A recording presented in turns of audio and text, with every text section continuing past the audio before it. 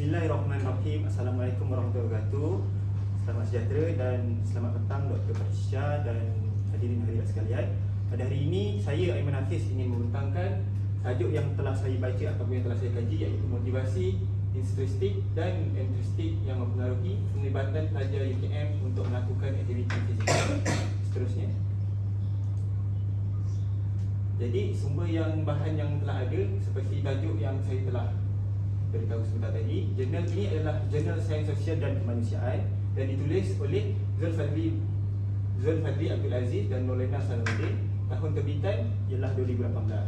Seterusnya. Objektif kajian ini adalah faktor motivasi intrinsik dan faktor motivasi ekstrinsik. Apa maksud?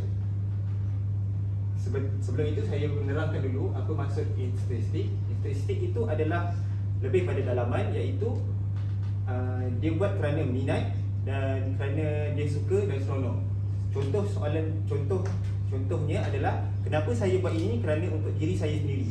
Ekstrinsik pula adalah dia lebih pada luaran, iaitu dia lebih pada dipengaruhi.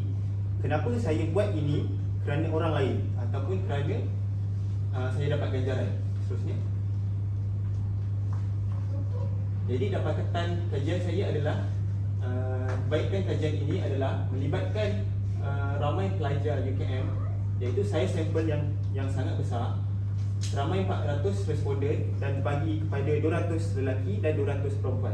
Dan seterusnya juga adalah instrumen yang saya diadaptasi dan telah disahkan, iaitu instrumen soal selidik, dan ada diubah sesuai sedikit daripada model yang telah diiktiraf oleh bahagian UKM. Dapatan berdasarkan jantina.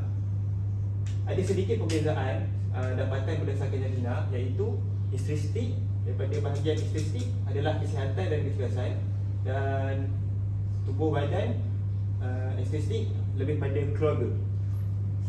Seterusnya, keburukan kajian yang saya telah dapat, iaitu skopnya terlampau terhad, iaitu dia melibatkan pelajar UKM sahaja, iaitu di mana dia menghadkan generalisasi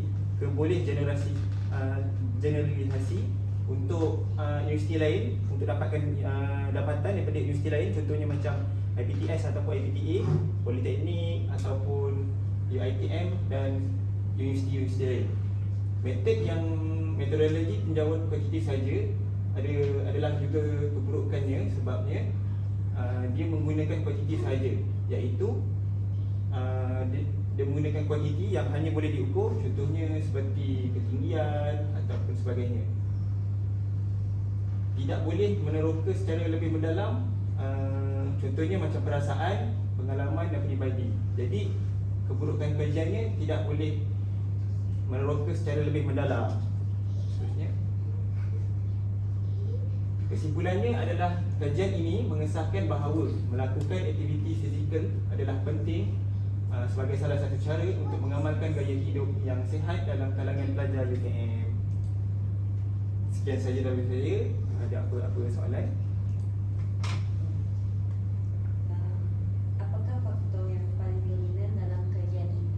Faktor yang paling dominan. Okey. Terima kasih kepada soalan yang diajukan. Faktor yang paling dominan dalam kajian ini adalah faktor intrinsik, kerana intrinsik lebih banyak daripada ekstrinsik daripada pelajar UKM itu sendiri, iaitu intrinsik ada dalam 52% berbanding ekstrinsik yang hanya dalam 40% lebih. Dan itu saja. Ada apa lagi soalan? Sekian saja.